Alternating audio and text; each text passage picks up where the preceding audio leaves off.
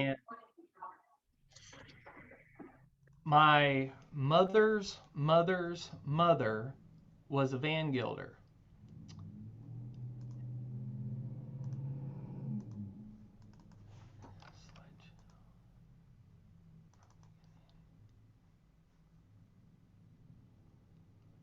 Um, Sorry to pause here, but Bill, if you're still on here, are you seeing just the main screen, or are you seeing anything off to the side? I'm seeing your notes off to the side too. Okay, give me 1 second there, and I'll try to. I'm not sure.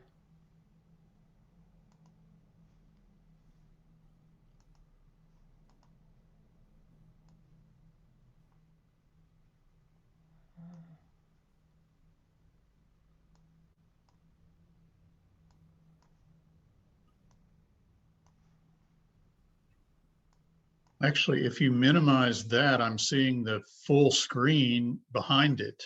Okay, There. okay. So anyway, I would talk to my grandmother. My mother's mother's mother was Nora Asenath Vangilder, and she's the this lady right here where my cursor is. This was her family. William Jefferson here, his wife Anna Rebecca Graves, and then their children Nora Asenath Vangilder, John William, Grace Rebecca, and Jenny Melissa. Grandmother always talked about how the Van Gilders were Dutch, that they were from Holland, and it was pretty much a given.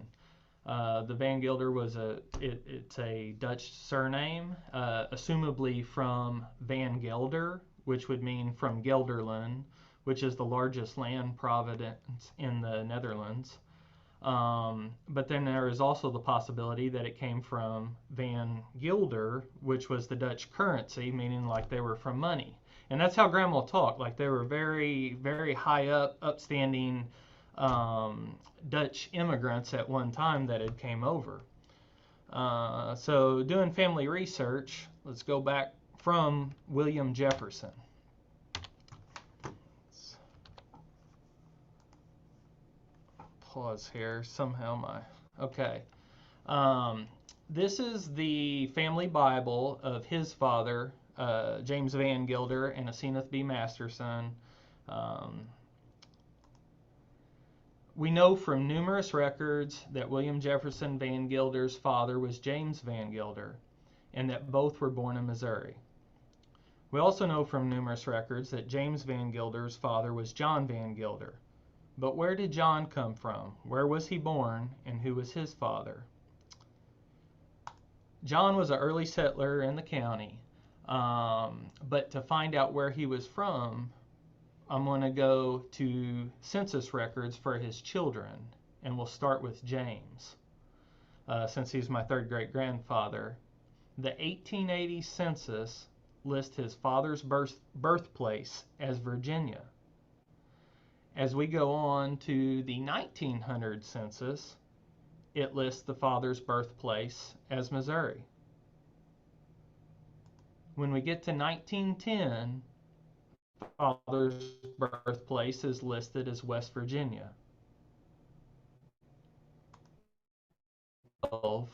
His death list. So here we have discrepancy in the primary records. We have Virginia, we have West Virginia, we have uh, Maryland and Holland, or I mean Missouri and Holland. So there's some other records out there for James and his siblings that indicate he could have been born in Virginia, Missouri, West Virginia, Holland, Pennsylvania, or Maryland. Well, you look at four of those states, and they're fairly close proximity. And the fact that when he was born there was no West Virginia, it would have just been Virginia. So when we hone in on that area, we've got John here in Missouri. We've got Pennsylvania, West Virginia, Virginia, and Maryland. And so we're going to look for Van Gilders in that area. And there happens to be a family descended from a Jacob Vangilder who supposedly immigrated from the Netherlands in the 1700s to either Pennsylvania, Maryland, or Virginia. There's also a group of Dutch settlers to the early days of New Amsterdam, settled in present day New York City, who spread into mainly Cape May, New Jersey, but some in New York as well. A Dutch Vangilder family that was here early colonial times. There's a third group of Vangilders that I had read about that apparently started out on the New York-Massachusetts border and then within a generation had spread up along the New York-Vermont border. And that group of Vangilders were considered to be descended from an Indian princess and a roving Dutchman. And so it was presumed that that group and the group that had come over from the Netherlands may be related straight paternally. But they didn't know. But the group up in the New York, Vermont area knew that they had Mohican Indian blood. So as we go on and look back to the earliest records in Cape Girardeau County for John Vangilder, the earliest mention of him is in 1808, laying out the limits for the town of Cape Girardeau. And if you look at his name down here at the bottom, just above his name is a Frederick Gibbler. And it jumped out at me at first because I thought it above John Vangilder was a Frederick Gilder. And when I looked at it a little closer, it appears to be Gibbler, not Gilder. Well, the name rang a bell. And I thought back to that group in West Virginia that I had researched before. And the Jacob Vangilder who had settled in West Virginia, his wife was a Margaret Gibbler. So here we have a Margaret Gibbler and a Jacob Vangilder in what's now West Virginia, and a Frederick Gibbler with a John Vangilder in Cape Girardeau County, Missouri. And it could just be coincidence until you start researching. Turns out the Frederick Gibbler who lived in Morgantown, West Virginia, had a tannery. So did the Frederick Gibbler in Cape Girardeau, Missouri. Both John Vangilder and Frederick Gibbler seemed to disappear from what's now West Virginia around between 1806 and 1808, the same time they show up in Cape Girardeau, Missouri. After being here for approximately 10 years, apparently Frederick Gibbler is not here, his property's foreclosed on, he disappears. But he seems to pop back up in Morgantown. So I don't know if he went back to Morgantown or if that's a different Frederick Gibbler that's there, that's the sheriff. But John apparently never showed back up other than possibly to visit, as a family story indicates. So I started researching the children or the family of Jacob Vangilder and Margaret Gibbler. They happen to have a son, John, who went west and was never heard from again. However, his brother James drowned in the Mississippi River going to visit his brother John. The rest of the siblings all died in what's now West Virginia. So in 2013, I traveled to West Virginia. This was my view the first night we arrived there. It's beautiful country. The next morning, woke up, left the hotel, and literally drove straight to this cemetery. I had looked at maps before leaving Missouri, but when I left the hotel that morning and didn't look at maps, didn't look at GPS, it was the weirdest thing in the world. I just drove straight to the cemetery. It was almost like I was being pulled that way. Went to the cemetery, found Jacob's tombstone very easily, his wife on the same tombstone. You also notice there is a Revolutionary War tombstone for him. That's actually come into question. His service is questionable. There was a pension application that, in fact, that's what you were looking at on a previous page, that his children had filed on behalf of him for his wife after his passing. But the children of Jacob and Anna Margaret had given this land for the church cemetery. It was a Methodist church, and the church is still there. It's been rebuilt. The original church is no longer there, but it's a very neat place to be. I spent some time in the courthouses in Marion County, West Virginia, there in Fairmont, and also in Monongalia County, West Virginia, in Morgantown. Um, and and I also went to public libraries. The local history books for that county talk about Jacob immigrating from Holland. That the pension application states that Anna Margaret was born on the Rhine River in Germany. Whether or not she was, I don't know. I haven't dug that far into her family. I do know that they are both Kibblers and Gibblers in Virginia and in Maryland, that she could be tied to. Some family, some genealogists have linked them up, but I haven't found enough proof to do so with one group or the other. But where did Jacob come from? Did he immigrate from Holland? After this trip, I started doing some just searching online. I stumbled across where a descendant of theirs had done a Y-DNA test, and we'll get to that momentarily. Driving down the road, I left the cemetery. I actually ran into a mailman who asked if there was any Vangilders. And because when I'd asked somebody at the gas station earlier, he just kind of laughed and said, "These hills and hollers are full of them." As I drove on down the road to the house where the friend of the mailman lived, I didn't realize between the church and this fella's house, every mailbox for 2 miles was a Vangilder. They all live up and down this road. So I just started stopping at every house where I saw people outside, met a lot of cousins. This is original home site out here in this field, standing in front of it. I asked everybody what they knew about family history, and they all replied Dutch, German, and Indian. And I thought that was odd at the time because I didn't know of any Indian. You know, if Jacob was from Holland and Anna Margaret was from Germany, or what's now Germany, then where did the Indian come in? But they're separated from our bunch by 200 years, so I just kind of thought somewhere along the line they had some native blood that came in. Until I saw Y-DNA test results from an individual. He had posted on a genealogy forum that his DNA came back not European. And his results are actually right here. He originally tested with National Genographic, and then transferred to Family Tree DNA. He was the first tester. Him and then he had a cousin do it to see if he matched. They came back that they were QM3, which is a Native American paternal haplogroup. If you see the BZ4000 out to the side, this is much more refined. It's the same haplogroup, but it explains a lot more about it.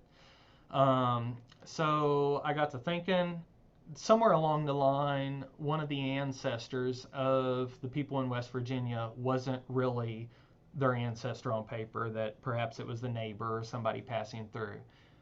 And so I had a Vangilder from Cape Girardeau County do it, and his results came back a match. And I was like, oh my goodness, you know. And then I remembered about the group of Vangilders that were descended from the Mohican Indians. So I called up Ricky Vangilder, who I had read acted as assistant chief of the Hudson River Band of the Mohicans. He did a DNA test, came back a match. After that, we started a whole Y-DNA project, and it turned out to be very interesting. Not all the testers are shown here because of privacy settings. There was 4 Dutch Vangilders, or European-derived Vangilders, who have tested, and there's several more on the native side. But how did this all come to be? well, now it's time to look for records.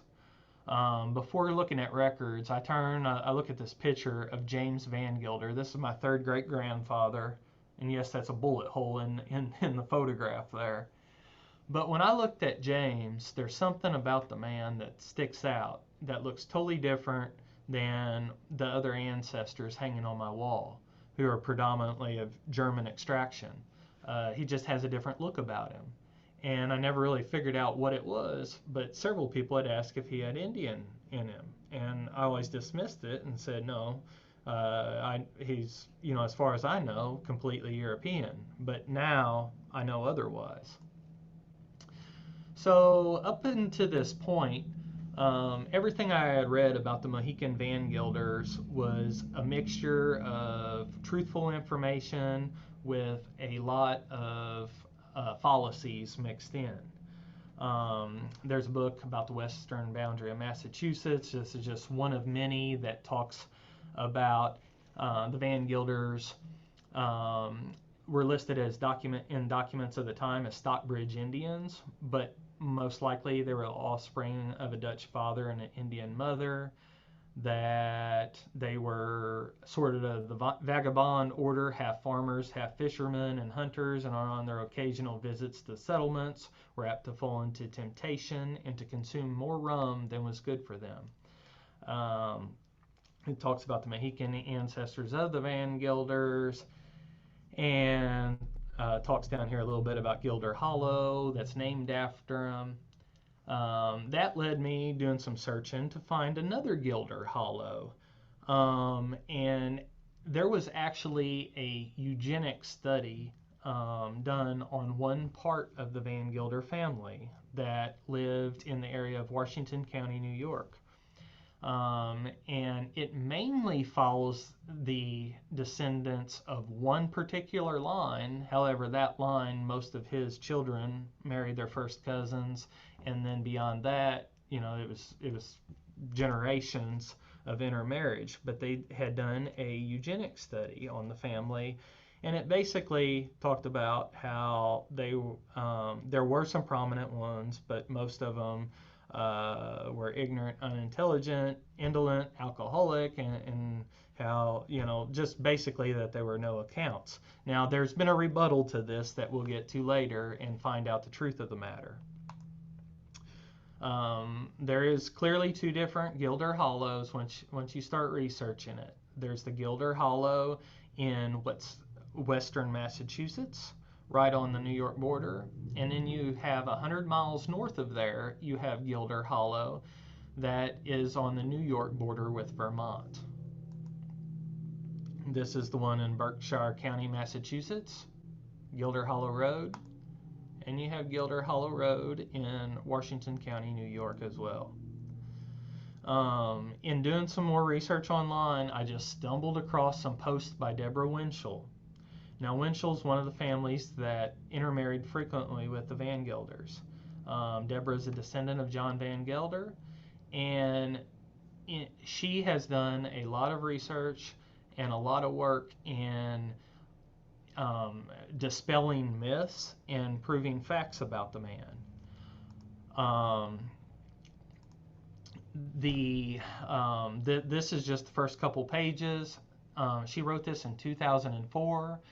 She has since then, in about 10 years later, she redid this paper and added a lot of information, but that hasn't been published, so I don't want to share that. But Deborah has been a wonderful asset in finding the truth of John Vangilder. So who was John Vangilder's father? Well, some mentions from Deborah led me to some research done by a J. Michael Smith about a Native American of the Wappinger tribe named Awanzas. And this is actually a court case involving Daniel Nimham. Daniel Nimham is featured here in the statue, and we'll get to that later. But it says, Awanzas died leaving behind him two sons, Tuanot, otherwise called John Vangilder, and San Kulahihikin, to whom the body of the nation solemnly confirmed to their father's land according to the custom and nation of their public toast and sacrifice. Sanscullihi king died without any children, and on his death the nation confirmed the whole of the lands to John Vangilder, who was uncle to the complainant, being his mother's brother. So this right here shows that John Vangilder is the uncle of Daniel Nimham. If you haven't heard of Daniel Nimham, he was the last sachem of the Wappinger tribe. He died during the Revolutionary War in a Stockbridge massacre in what's now the Bronx. So there's a lot of documentation on, and you find this with native names. Sometimes it's Awans, sometimes it's Awanas, sometimes it's Awanzas. But these are all mentions of the earliest straight paternal ancestor of the Cape Girardeau County Vangilder family.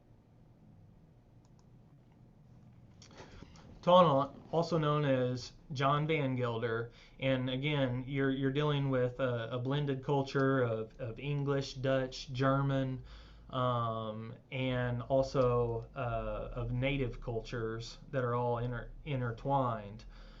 So there's different spellings. He was the son of the Wappinger sachem Awanas and an unknown Mohican woman. It is thought by some that Knocknamos was John Vangilder's mother. That has not been solidly proven. There is a deed granting him land for all the love and affection she bears unto him when he was in prison for shooting a sheriff's deputy in Albany. He was released from prison and died shortly thereafter. But when, where, and why Taunt took the name, and I've got it misspelled there, name Jan Vangilder is uncertain. At the time, there was all the Vangilders in New York lived basically down in New York City. There's only one that shows up north of there and is in the church records in Albany. Now, talking with Vangilder descendants, many have the story that John was a young Indian boy who was lost in the woods and took in by a Dutch family. There's many variations of that story. He could have been bound out to somebody to learn a trade, like an apprentice. But I think that is the most likely way that he learned the Dutch language, that he was converted to Christianity. At the time, most of the Mohicans were not in the early years of his life. But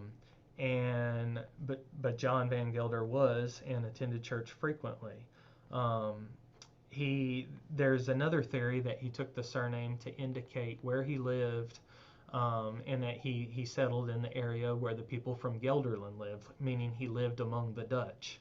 So there's two thoughts on that. I personally think the first one makes the most sense, but we really don't know exactly how he became known as John Vangilder, but he's definitely the same person.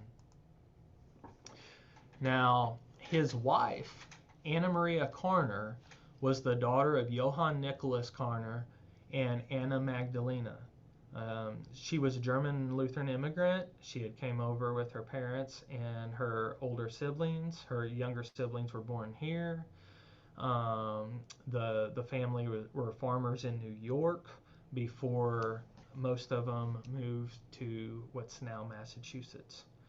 On June 6, 1719, the banns of marriage were first announced for Jan Vangilder and Anna Maria Carner by the Kingston Dutch Reformed Church. To me, this is just mind-blowing that in 1719 you had a Native American man marrying a European woman in a Dutch Reformed church. But at the time, it could have been something to do with the economic level of the German Palatine immigrants at the time, that they were basically indentured servants, that they were the lowest economic class of Europeans there, and that the native tribes in the area had vast land holdings, and at least John Vangilder was a very upstanding member of society, very well involved in local matters, and very well-to-do man. Um, they had 9 documented children, and I use their English names here. You see them listed in Dutch, you see them listed in German, but they were Nicholas, Joseph, John, Matthew, Catherine, Jacob, Andrew, Henry, and Magdalena. Some of their spouses are not known. 3 of them married Winchells. One of them married a couple of his cousins who were Carners.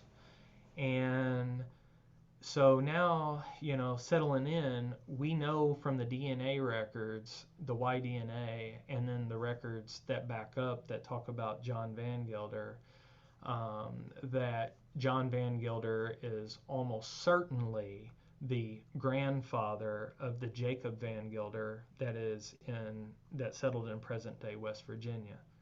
But which of these children is the parents for Jacob Vangilder? This is the will for John Vangilder listing his children. All were living at the time of his life except for Henry, who predeceased him. Henry left one son named James, but all the other children are listed here. So settling in, and who's West Virginia, Jacob's father? The only son known to have a fully documented son is Jacob. Jacob had a son named Jacob. That's proven. And that Jacob is the eldest son of Jacob Sr. That Jacob also seems to have lived out of the area when the younger children were all baptized and show up in church records. Jacob's not there. However, he is listed in court records. And then later on, when Jacob Sr. dies in the Revolutionary War, it seems that Jacob Jr. may not be present because the second youngest son, Reuben Farnsworth, was the administrator of his estate and handled all the dealings. So that it's very curious why Jacob is not involved more with the family, and I think it may point to him not being around. Andrew is believed to have a son named Jacob. Andrew went to Vermont, lived in Milton, Vermont. There is a Jacob who lives in Georgia, Vermont, nearby. The Vangilders, who live in Wisconsin, believe they descend from that Jacob and that he is a son of Andrew. That has not been all 100% proven, but it's the most likely, so I'm going to give that a 3%. Henry, the only reason I gave him 2 is that he had a son named James, which is the English equivalent of Jacob. But that son James is supposed to have died in the Revolutionary War.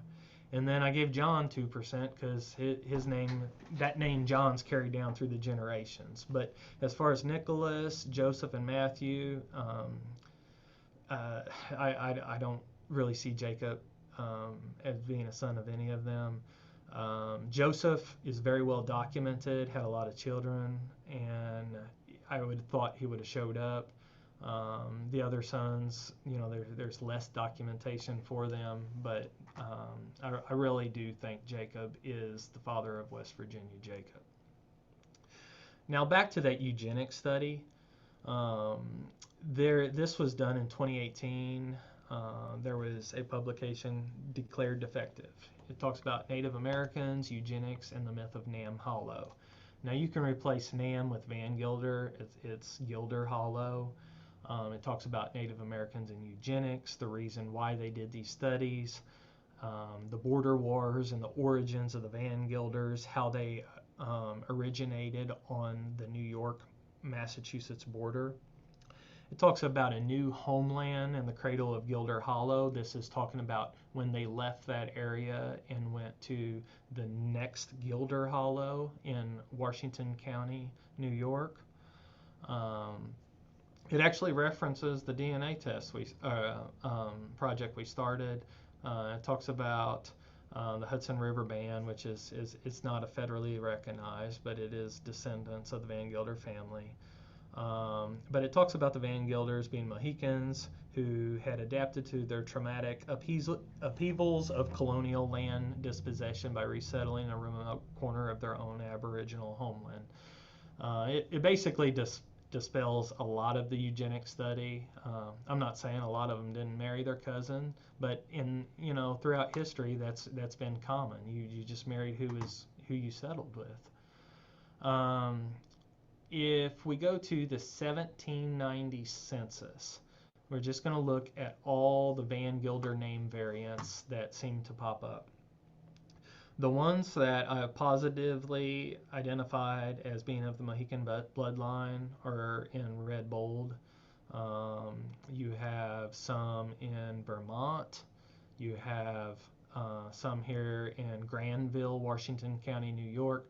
This is Gilder Hollow. This is the area they're talking about there. Then right here, Paulette, that's right across the border in Vermont.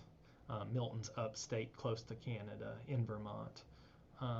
You have Washington, another Washington County. This is just slightly to the west of Granville. You have Georgia, which is just south of Milton.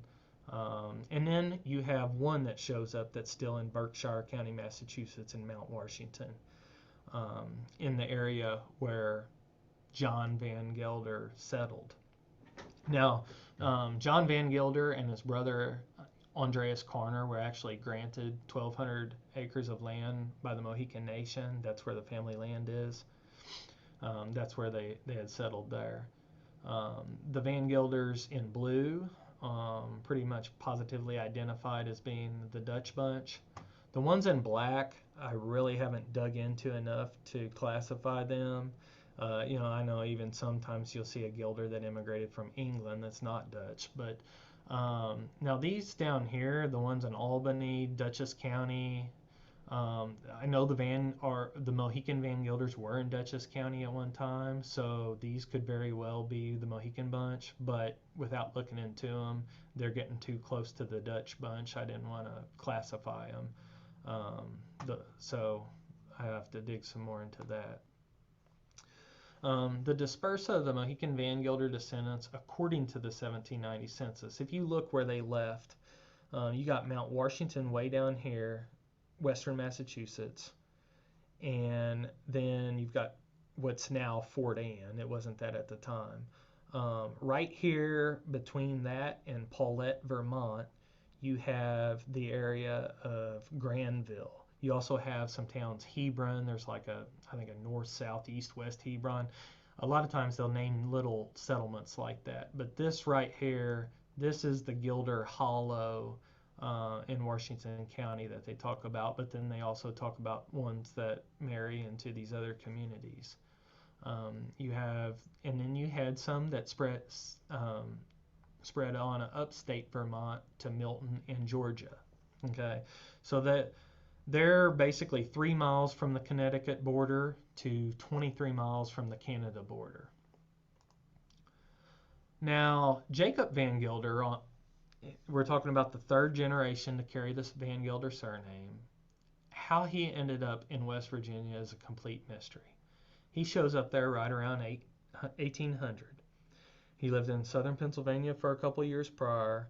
He is the only documented descendant of his generation to be found outside of the Massachusetts, New York, Vermont area. There was some briefly in Connecticut. I don't think any really settled there long, and that was more around the time of the Revolutionary War or just before, but then they're gone. But I've pretty much put stars everywhere they were, up here, in the middle, and then down here. There was a cousin of West Virginia, Jacob, who settled way west in New York, but that was not till many, many years later after Jacob had already settled down here. So what made him go so far south when all the others were headed north? I have no idea. If we're looking at distance and where he came from, if he was the Jacob in Georgia, Vermont, that's 632 miles, 210-hour walking distance. I mean, that's time spent walking, not counting sleep hours or rest hours. From Hebron, where it's very likely Jacob came from, looks like all of his family was settled in Hebron, New York. This is Washington County. That's still 532 miles. And if he just left directly from Egremont, where he was likely born, we're looking at 474 miles. But then in perspective, his son John, who left West Virginia and came to Missouri, came a good 682 miles. So people traveled a lot back then. Now, granted, this hours, he could have went on a boat. We don't know how he came here. It's very likely he did take a boat to Missouri. But as far as coming to West Virginia, we don't know how or why he got there. I do find him the first mention in southern Pennsylvania. He's receiving a newspaper, the Press of Huntington County. It says he lived out of town, basically. These were patrons of the paper that lived outside of town. He does show up in 1798 in Dublin Township. This is in Bedford County, Pennsylvania. He is living on land owned by Benjamin Byrd. Now, this is the same Benjamin Byrd that he supposedly served under in the Revolutionary War. So we know he at least knew Benjamin Byrd, but there's no proof of his service. He lived in a 12 by 14 log house. So in June, I went to Massachusetts, New York, Connecticut, Vermont. This is Tonuk's tomahawk. John Vangilder's tomahawk is believed to be here in my hand. It is in the Berkshire Museum. There's a lot of history about John Vangilder, but I always found this interesting. It's just a short write-up in a book. Talks about there's a border war going on with a landowner and the tenants. And this is all between different claims with New York and Massachusetts and tensions and who settled it. But one of the tenants was apparently a good friend of Mohican John Vangilder, who with two of his sons and another settler soon arrived on horseback at the tenant's place. The Vangilder party was armed with guns, bayonets, tomahawks. Vangilder threatened to kill some of the posse if they touched the house. The sheriff ordered his men to arrest them, and as the posse approached, the Indians gave a war cry. Vangilder leveled his gun, shot and killed one of the posse, and fled with his sons and friend. The sheriff's men quickly captured Vangilder, one of his sons, and the settler, and took them to Albany jail and put them in irons. It was rumored that Vangilder's other son vowed to involve the Stockbridge Indians to capture one of the posse, dead or alive, and burn down Livingston's house. It's actually interesting when you start digging through the actual primary records on this, and I should have put some of them in here, but there was more than just three sons involved. There was another involved as well. They did some threatening. There was a second shooting. There was a lot going on at different times. There was quite a bit of tensions and little melees where they were fighting. But what is certain, and I wish I forgot this slide, but the number of Mohican Indians, the number of Delaware, and there was another tribe as well, the Nanticooks, I believe, that came to Albany to plead on behalf of John Vangilder was astonishing. There was like 120 of them just to come and ask that John Vangilder be released. They also, one of the most famous Mohican at the time, Concopat, he was there asking for him to be released. And then you also had one of the Vangilder sons who said that if the Stockbridge hadn't came, he was going to go to the Mohawks and basically have them burn down Albany. So, I mean, it's some very interesting family information. On this tomahawk, it says this once belonged to the Gilder Indians of Gilder Hollow, Egremont, Massachusetts, and was kept in the Tuller family for 100 years. Um, this is the diagram, a map showing where the Mohicans lived. There were numerous tribes that made up the Mohicans. You basically had just the regular Mohicans, you had the Housatonics, you had the Wappinger over here. John's father was Wappinger, his mother was Mohican. Although they ended up over here in this area, they're also here in Connecticut just a bit. Um, and all of this area was Mohicanic land. Went to his Registry of Deeds office. This is the newer Registry of Deeds office. We just like this sign. This is here in Stockbridge, Massachusetts. This is the mission house of John Sargent, who was the missionary to the Stockbridge Indians. This is just a diagram showing where everything was in Stockbridge, a walking tour of the town, existing sites, and some that are no longer there. This is a memorial tower marking the spot where stood the little Church of the Wilderness, in which John Sargent preached to the Stockbridge Indians in 1739. At this time, the Stockbridge, or the Mohican Nation, basically, at the time they were not Christian, and as the German Moravians came in and started to Christianize them, some of them fought back against that. However, when the Stockbridge Mission was set up, the vast majority of the tribe then split between the Moravians and the Stockbridge Mission, and were Christianized at that time, which was one of the first native tribes to do so. This is the location of John Vangilder's sawmill. Beautiful mill pond. This is about the first thing I saw when I got to Massachusetts. You came over the hill from New York, and here it was. This is just Vangilder land that we're looking at. These are some Carner houses in Egremont. Rhoda Carner Mott, who is named after her grandmother, great-grandmother of some generation, here on the wall. This is like a 3 or 4 foot portrait.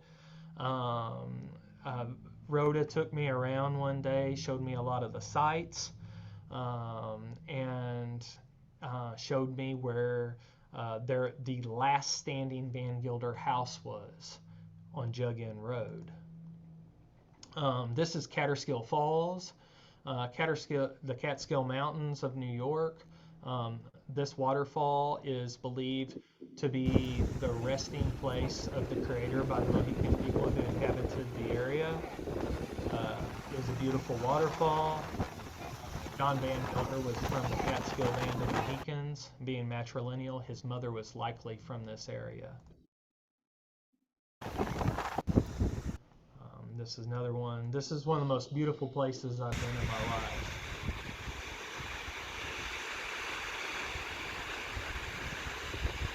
And it's the tallest two-tier waterfall I know in New York.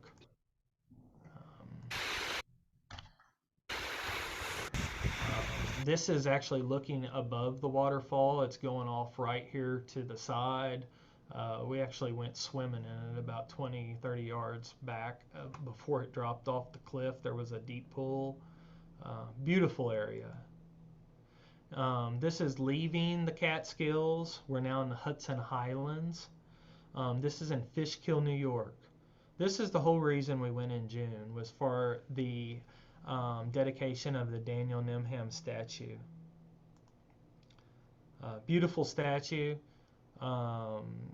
You'll see this tomahawk. It is an exact replica done by Benjamin Hoffman of Hoffman's Reproductions, made for Michael Coropian, the sculptor. I had a tomahawk commissioned, as did my nephew and a distant Vangilder cousin in Australia. The sculptor had one made to use as the replica while he was creating the sculpture. So Daniel's actually carrying a tomahawk that is believed to have belonged to his uncle. The plaque says Chief Sachem of the Wappinger Indians, born in Dutchess County, who was killed in the engagement at Cortlands Ridge, New York, August 31st, 1778, defending the American cause. One of the first Revolutionary, war casualties were the native soldiers. Um, on some of these names, I have been pronouncing them totally different than all the locals. I've been saying Daniel Nimham and Wappinger. Everybody there says Ninham and Wappinger, so I'm not sure of the correct pronunciation. This was a program that was given out. Daniel Nimham was born in the sacred waters of the Fishkill Creek in 1726 near the hamlet of Wickopee. He was the final Sachem, or tribal leader of the Wappinger people, and one of the most prominent Native American leaders during the colonial period. A noted advocate of native land rights, Nimham traveled to England in 1766 to petition the British government for the enforcement of land treaties. When the Revolutionary War began, Nimham and other Native Americans joined the fight alongside the colonial army against the British. These Native American warriors are among America's first combat veterans. At the Battle of Kingsbridge on August 31st, 1778, in what is now Van Cortlandt Park in the Bronx, Nimham, his son Abraham, and dozens of Stockbridge militia warriors were ambushed and killed by British and Hessian soldiers, giving their lives for American freedom. It was a wonderful, wonderful ceremony. These are just some pictures. The one on the right is a native soldier. The one on the left is just supposed to be a Mohican on the banks of the Hudson River, and this is near where we were. These are images of Stockbridge militia. The one on the left was actually drawn by a Hessian soldier who was there. And on the right is a modern day rendition, as is this painting of the massacre. On the left, you'll see the plaque in Van Cortlandt Park. That is one place I did not go. But to the right, these are actual Stockbridge Mohican veterans. The three of them traveled from Wisconsin. No, four of them traveled from Wisconsin. The four wearing red shirts. And the two on the far right and one on the left they're enrolled Stockbridge Munsee Mohican Nation. The one second to the left, he's not enrolled, but he's still a member of the Mohican Veterans, as is the fellow in the middle. Fellow in the middle actually lives in New York. But here's the Mohican Veterans that came from Wisconsin. Notice the bald eagle head on the staff at the far right. Some more images. I was just very impressed. They made a long journey as well.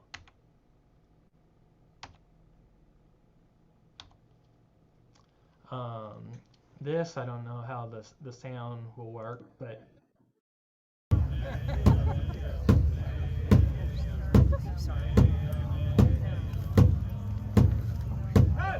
just to give you a feel, they had a very traditional ceremony with the drums and the song. We also had one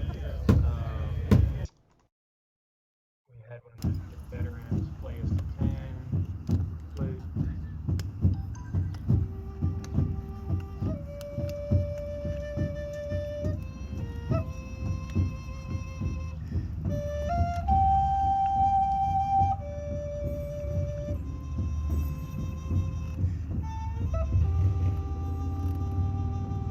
It's a very special ceremony. The veterans did a salute. Pretty soon. Ready? Then you had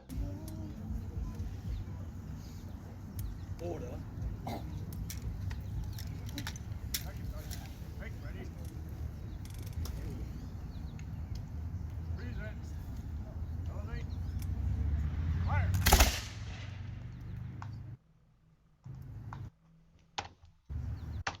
He had a couple salutes.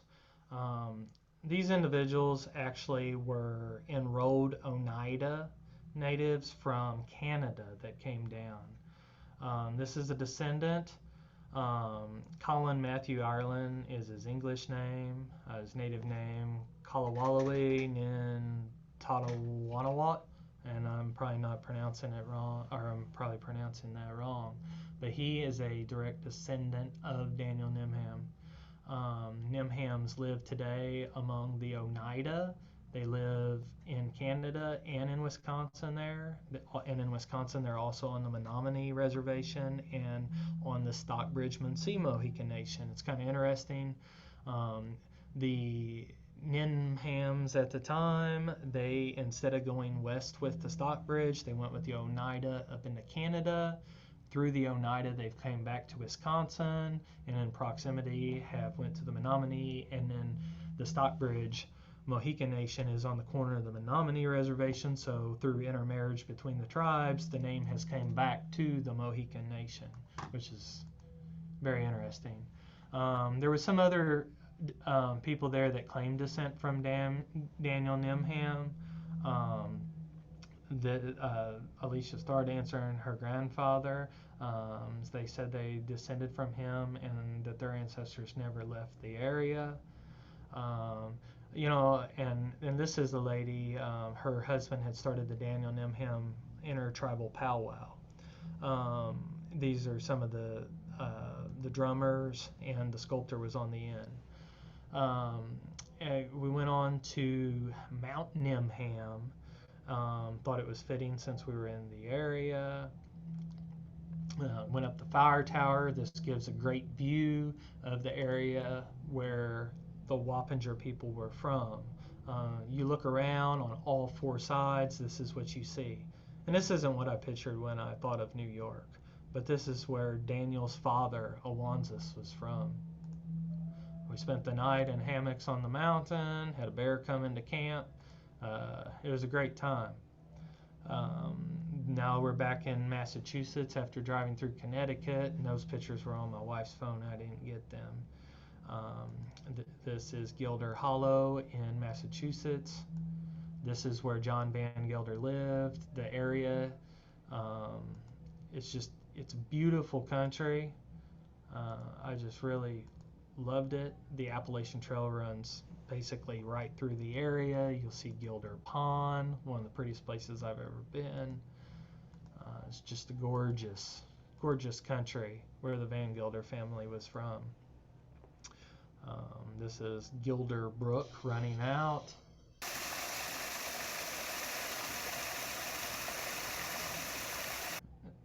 This is the Housatonic River where the Mohicans settled. John Vangilder's land ran pretty much from the New York border to the Housatonic River. It was a huge chunk of land there. These are the Berkshires, the Berkshire Mountains. They've got all sorts of little mountain ranges there. So his property was actually mostly in the Taconic Mountains, but between that and the Berkshires. The last Battle of Shays Rebellion was on his land, which I found there was so much history in that area. This is just some of his land. Again, the Vangilder house. I don't know how old this is. Descendants in the area said that John Vangilder lived here. Whether or not it was him, his son, his grandson, which generation, I'm not sure. I haven't done enough research. This is a view looking across the road at the family cemetery that's no longer there, that's been destroyed. This was supposed to be the cemetery for the Carners and the Vangilders. And there was also supposedly some other of the Mohican Indians who were buried there. These are some ruins around the property. Very, very interesting place. Again, I don't know the exact age of this structure, to which generation would have lived here. But you do see the hand-hewn logs inside. More of the property. I'll try to fast forward through some of this. It's just beautiful, beautiful country. A lot of the land is preserved. This is Juggins State Reservation Wildlife Management Area, kind of like our conservation areas. This is the house right behind it. This area at one time was all a ski resort. They had a big lodge. It was a big deal back in the early 1900s on this property. You have Mount Washington Reservation, Mount Everest Reservation.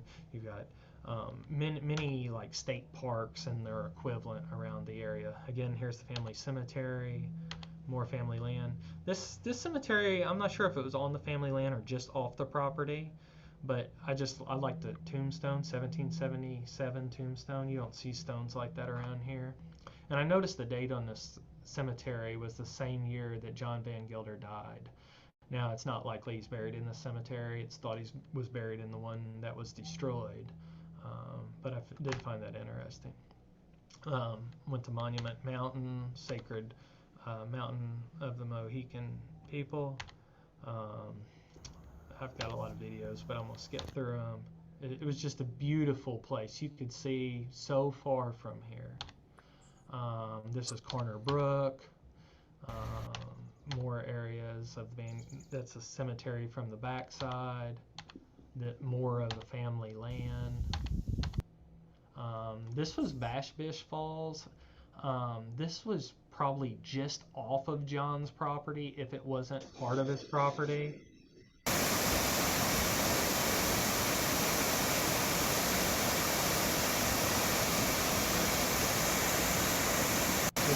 There's waterfalls like that everywhere. I could just sit there at the waterfalls all day. Now that tomahawk in the Berkshire Museum, the provenance of that said that it came from the Tuller family. This house is just kind of south of Egremont, southeast of Egremont. Has 1761 in the end gable with the initials J&A-T. John Tuller married Anna Carner. They built this house. Friend and neighbor of John Vangilder, connected by marriage. According to James Parrish, local historian, who sadly passed away right before I got to meet him. He was actually Rhoda Carner Mott's brother. He was very helpful in detailing information about the family. He former curator of the Berkshire Museum and a park ranger at Springfield Armory, very knowledgeable man.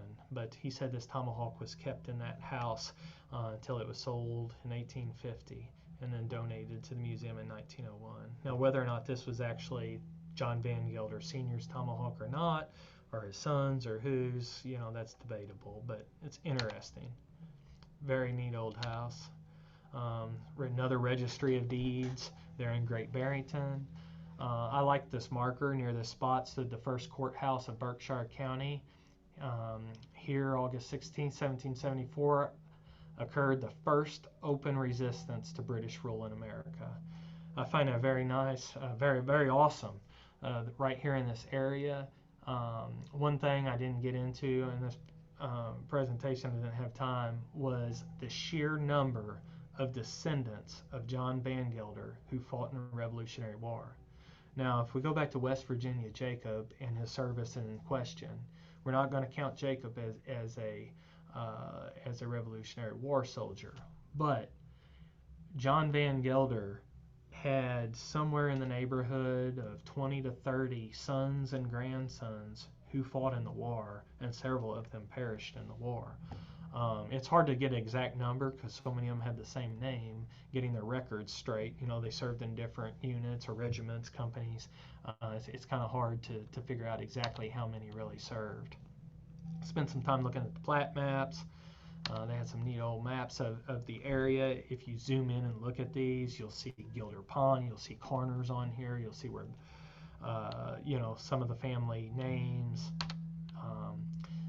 You have to learn when you're researching in that area that their land title's totally different than they are in Cape Girardeau County, Missouri. This is diagram showing the border of western Massachusetts, New York, Connecticut. You'll see the Green Indian Reservation there. That's actually basically the biggest chunk of that was John Vangilder and his brother-in-law's land once the Mohican Nation granted it to them. Above that, you'll see Indian Town. That is actually Stockbridge, where the Stockbridge mission was. This is just roughly a topo Deborah Winchell did of the property, showing where things were. And then I tried to put that next to a present day map so it's easier to see where things were. This is the bulk of the property.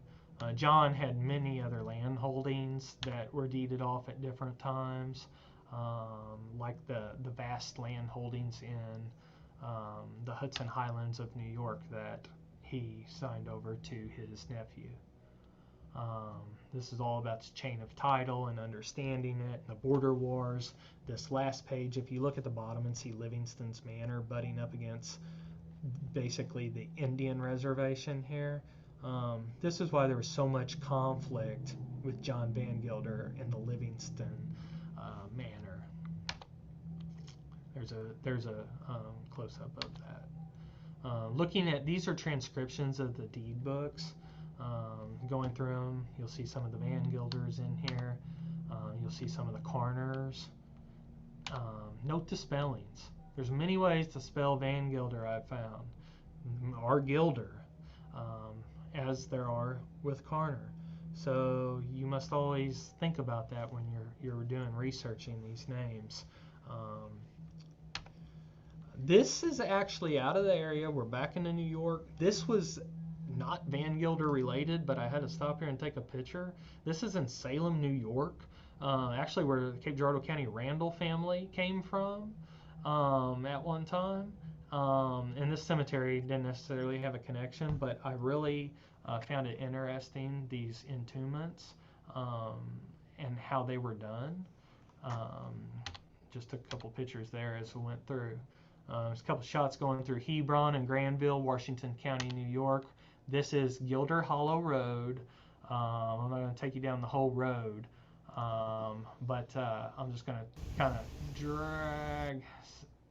Oh, there was something I was going to show you here, but when I got down towards the end of the road, there was kind of a group of trailers that I came to, and I may have already passed them. Anyway, we'll just skip through it.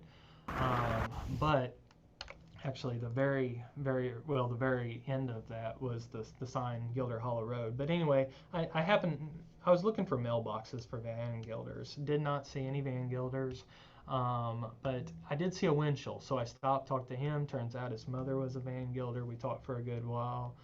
He told me some of the sites in the area that he knew of where family lived, and other roads where family lived on away from this road.